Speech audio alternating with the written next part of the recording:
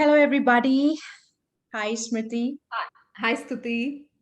It's been a while, and I'm again excited with a new topic to discuss today.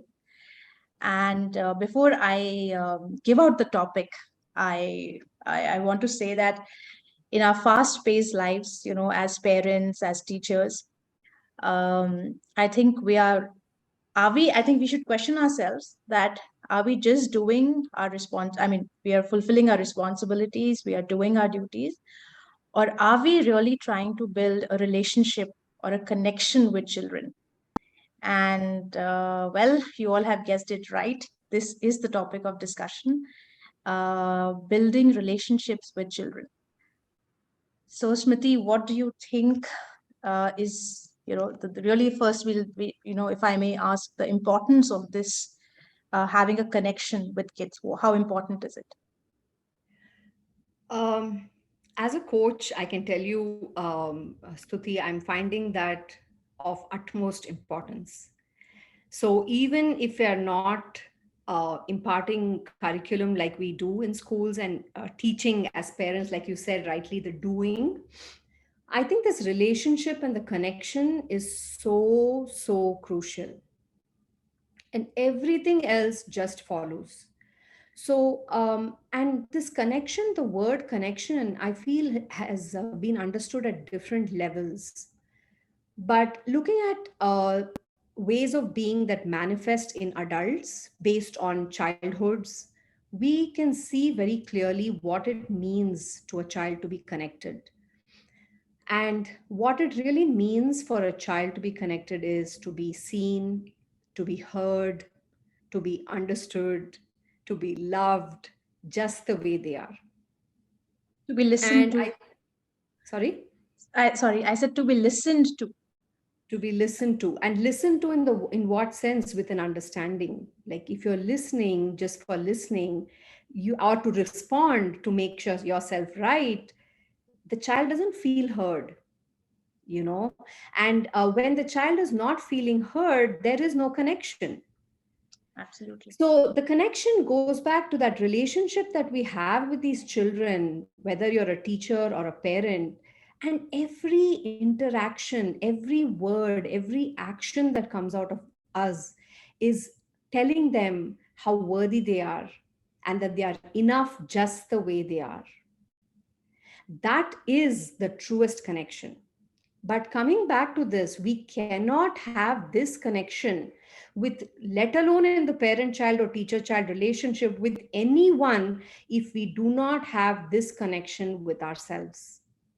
If Wow. we don't know who we are, who we truly are, what is it that makes us who we are, and why are we here? What is the purpose of this child being handed over to me as a in the role of a parent or a teacher? So the discovery of who I am is very crucial for me to be able to help the child discover who they are. So that in my sense is connection. And so for that, Stuti, sadly but truly, the work begins here with us. It cannot, whether I'm a parent, whether I'm a teacher, I cannot work on the child. I can work on myself. And in the parent child dynamic, it is the parent's healing that will make the difference in every way. So we Wonderful. have a lot of healing to be done based on our own baggages that we've carried from childhood. And with those, then the connection cannot be the truest connection that is meant to be. Right. Right. I think very well said, Smriti. It's a lot about introspection and I think truly understanding ourselves, which is uh, especially in today's times, it's almost like it's very challenging where we are just not finding even few minutes for ourselves.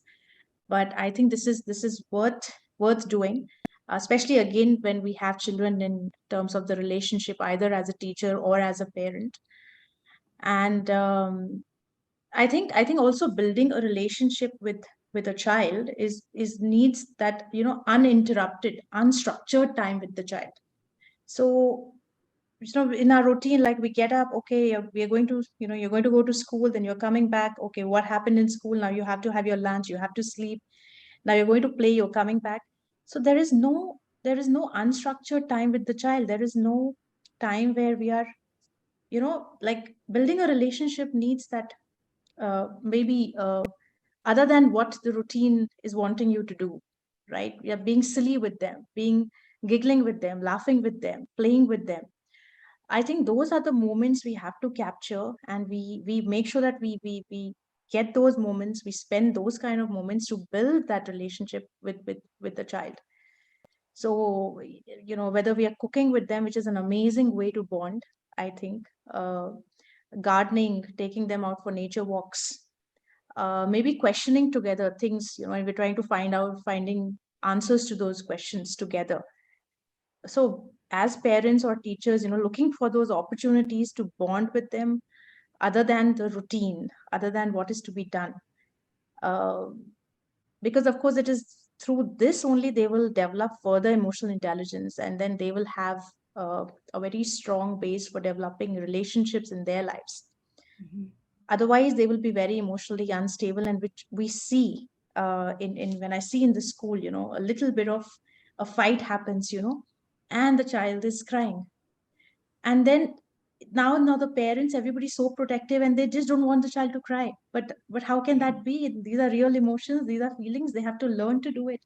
So they'll become really vulnerable as they grow up, because every time the parent or the teacher will not intervene. So they have to be strong, and this can only happen once we develop as adults a very, very strong connection and a relationship with the kids. I completely agree with all those points that you made, Stuti. And yes, there's so many activities that can be done with children, no doubt. Nevertheless, the underlying need for all these is the satisfying of that presence need, right? The need for presence. Like Right. present, like I can say, hey, I'm cooking with my child, but I am doing, my head is somewhere else. I'm not in the cooking with the child. So the presence, where even you may not be cooking, you may just sit on a swing hugging your child, doing literally nothing, that is enough for the child if you are present. So the presence is the factor. And the point that you said about vulnerability, I just want to clarify for our listeners that, like you said, all emotions are welcome, right? Crying and sadness is an emotion, and crying is the most beautiful tool nature has given us to self regulate. So the vulnerability is not in the crying. The vulnerability is in the okay with the crying. That is where we are vulnerable. It's Right. okay, right? What does it take away from me? The fact that I've been told that I'm lesser than or I'm not strong enough if I cry is the problem rather than the actual crying, right? So that's one. Exactly. And the other point that you made about stability in a relationship, then what is the stability we're looking at in a relationship? So, if you've heard of attachment theory, the attachment theory says that the most healthy relationship a parent, a child, and a teacher and a child can have is a secure attachment.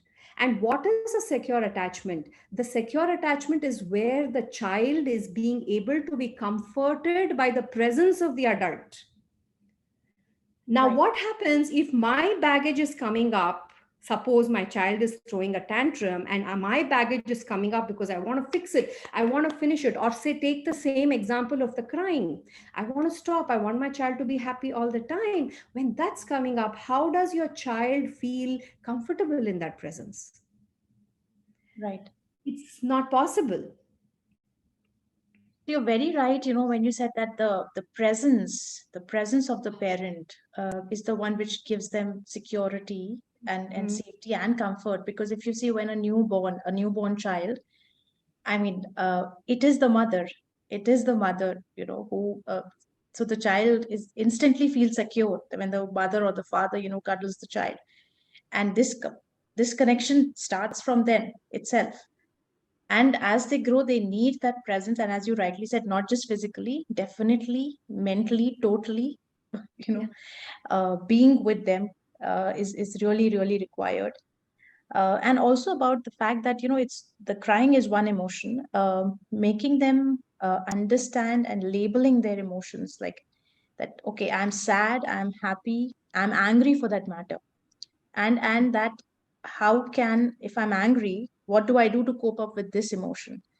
Because I just can't hit somebody, I can't just say bad words to somebody. But when adults do this, obviously the children kind of follow that. We forget that we may have done something and the child is following the same thing. So, we, yeah. Absolutely. So So you're so right. Then see the emotion is the emotion. It's arising. Anger is coming. Whatever, whether it's a child or the parent, we all feel angry. Then now what do we do? Should we not feel anger? No. Then you're suppressing yourself, right? And it's not exactly. real. Then we can't. The only thing to keep in mind is the anger is here. I'm going to allow it. I'm going to sit with it. Then what is it that I can't do? I can't manifest it. I can't behave on it. I can't act on it, but I can sit. I can allow the anger to be within me. And if the parents try this out after listening to this, they will see no emotion stays with you forever. Whether it is happy or sad, it has a beginning, middle, and an end. It's gone. Right. Can you cry whole day if you're sad about something? Impossible. After some time, nothing comes out. Ooh, just the sound comes. With children, Yes. have you seen Yes. that in children Yes. too? Yes. Yeah. It's just the sound. There is no tears. Right. In fact, we play the emotions game with them, so that they learn about their emotions, which is so important for their development, and again to develop relationships with adults and others around them. So we have those smileys, and they have to really choose what they are feeling for the day. So they have to choose, are they angry, are they sad? And there is so much the teachers learn. We get so many insights about how the child is feeling for that particular in that particular moment, because they choose a certain emoji, and they are able to then understand that, okay, I'm feeling this because what happened. And now they're learning to label their emotions. And interestingly, we also we tell them how to manage certain emotions, like not literally using the word manage with them. So like you said that, if you're feeling angry, it's okay to be angry, but what can we do to feel better? So we say that, because we do yoga and meditation with them, so you breathe in and breathe out, or you drink a glass of water. I remember in one of the training sessions you had mentioned, and it actually works, that if they can just go and sip some water when they're feeling angry. And even young children can absolutely do this, and it makes a lot of difference. Like, we have seen it practically, that Mhm. these are some of the tips that even the parents can use at home and give these tips to the children. They can also do a pillow fight. They can just do it Mhm. to take out their anger. Or Mhm. I read about this, that they could even draw an angry face, or they could draw their emotion, expressing that, Mhm. this is what I'm feeling.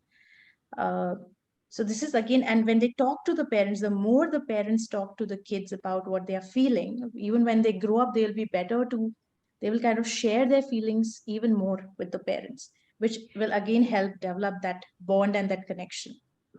I just want to make a point there. When talking comes in, our children love to talk, but you'll notice a lot of teenage children, parents will say, "Hey, but they don't talk to us."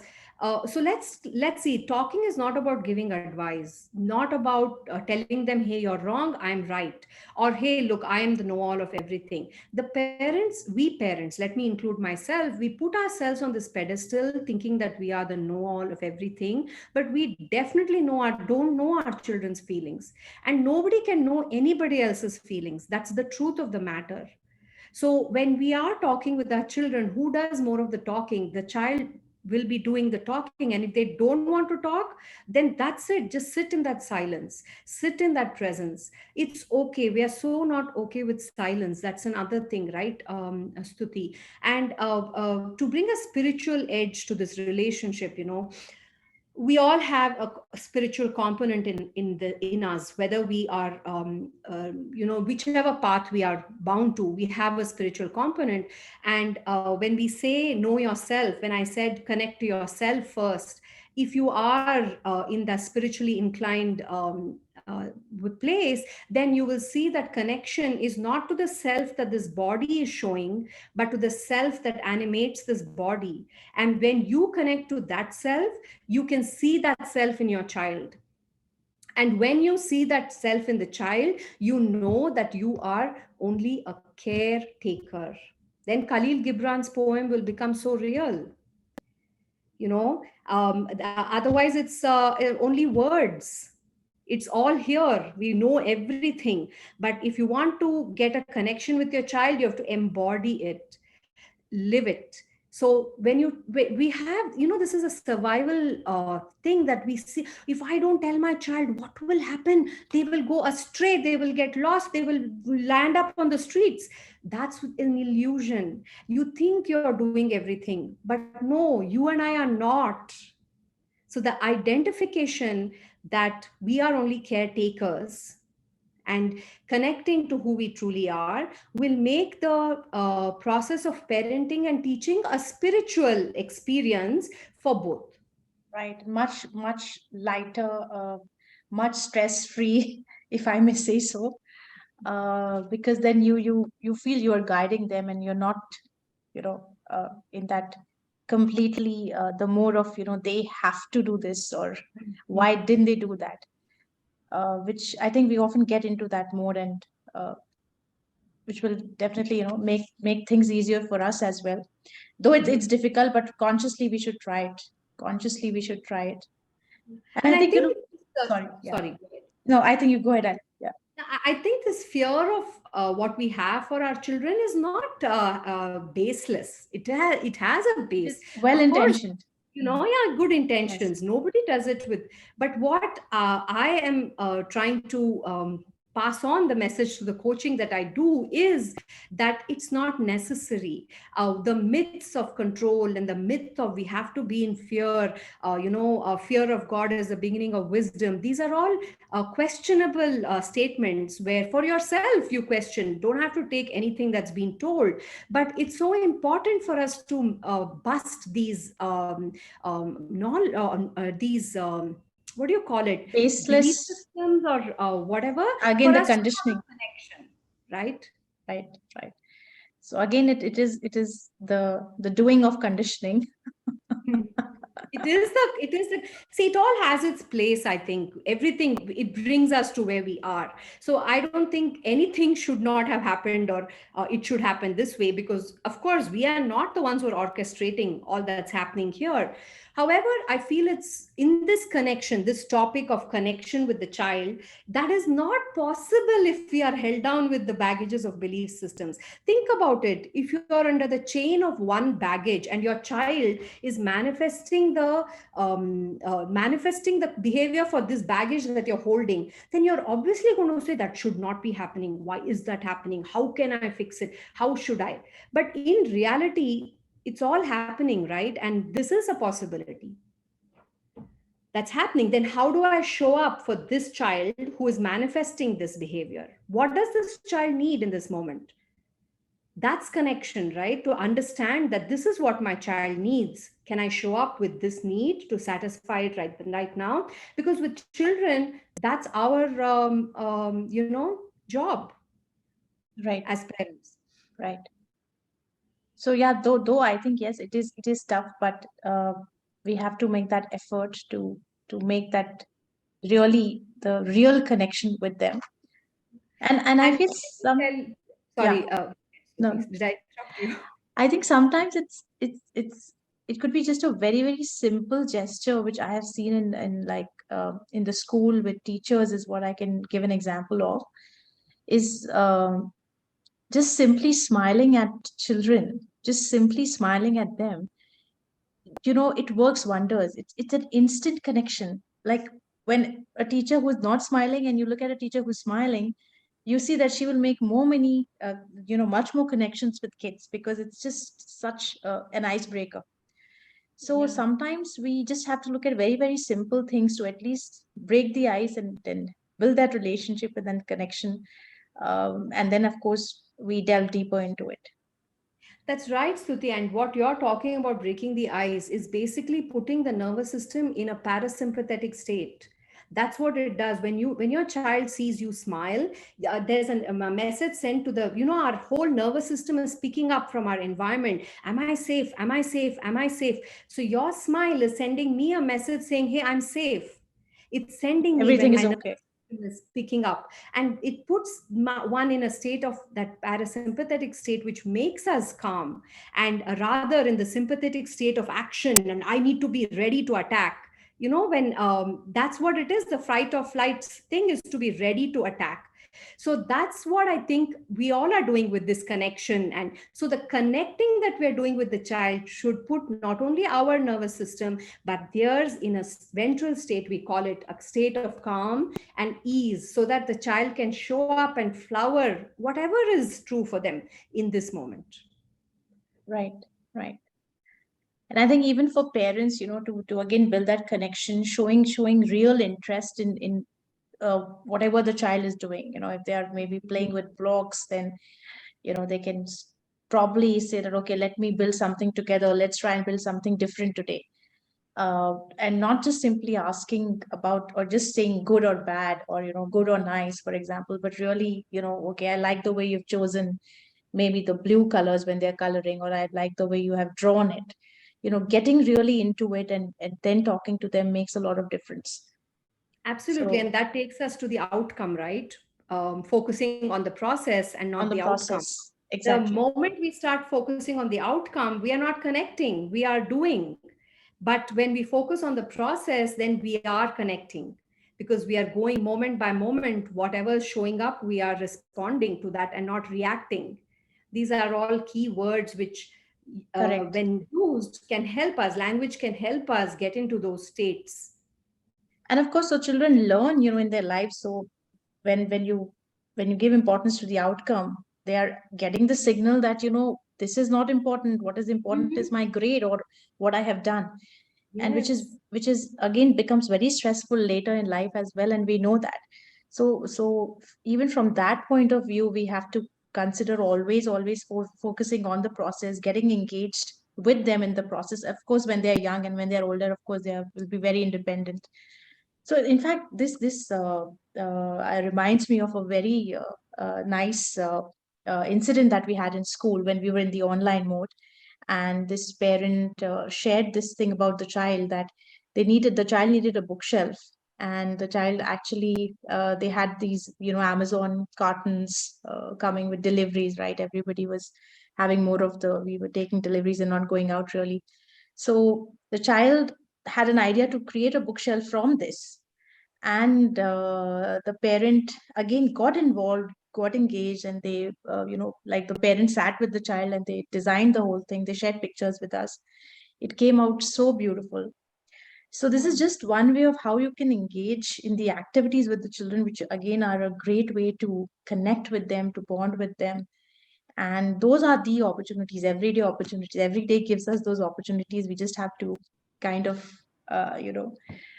make sure that we use them to the best. Absolutely. There's so much in the mundane, when you look at the mundane and, oh, it's just this, but there's so much there are ways to connect in everything, while brushing teeth, while taking a shower, while eating food. Look how much of doing in the eating. Eat your vegetable, eat this, eat that. That's a place of connection. I mean, food, a source of energy to the body, can be a great source of connection in many other ways. And digestion happens better when they eat with connection. That's known fact in yoga, right? So, what Yes, is a sattvic diet? A sattvic diet is one which has connection, love, understanding, and satisfy the needs of this human body, right? So, there is connection at every level. When the child is angry, sad, happy, not so happy, doesn't matter, even while sleeping, there's connection happening. And these things are all nourishing the child to become that adult who can give connection to the others who are in their life. Like relationships are so based on the connections that children had in their early childhood.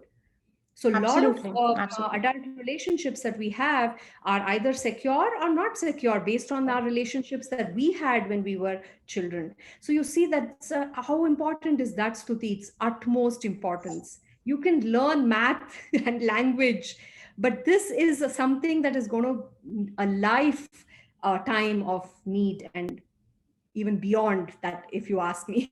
Right. No, no, actually, and being emotionally intelligent or having that emotional quotient is definitely much more needed than their learning or knowing of the academic subjects. That Yeah. is that is really true. So if they are with, as you said, with adults who are caring and who are giving, they would definitely be adults who are that, Yeah. when they're surrounded by positive experiences and positive people around them. I mean, So we don't want to scare the parents off because we said the emotional development is more important. It's not more, it is the basis for every other development, isn't it? Even if you actually, want your child to be excelling in language and math, it cannot happen without the emotional and the intellectual, I mean, the that's comfort zone being there for the intellectual to flourish. So it's a that's the basis. That foundation. is the Yes. foundation of everything. So, yeah. Yeah, I think this was an absolutely wonderful discussion. Very, very insightful. Though we feel that we are with kids, and I feel I'm with kids, and maybe many things I feel okay, I know this, but when you consciously discuss, sometimes it's like, okay, oh yes, those Absolutely. moments are there. Mhm. I So mean, the that's the realization beauty of these happens. Yeah. discussions. We learn from each other so much. And when it comes out of another human's mouth, it means something very different Yes, than and then it you would be to us. absolutely, absolutely, it makes a difference, and then you think, okay, we need to change certain things. So thank you so much, Smriti. As always, it was great, great conversing with you, and hope to see you soon. Thank you, Stuti. I always love talking to you and hearing your experiences in school. So thank you for sharing those and the opportunity to talk about this wonderful topic. Thank you. Bye. Bye bye.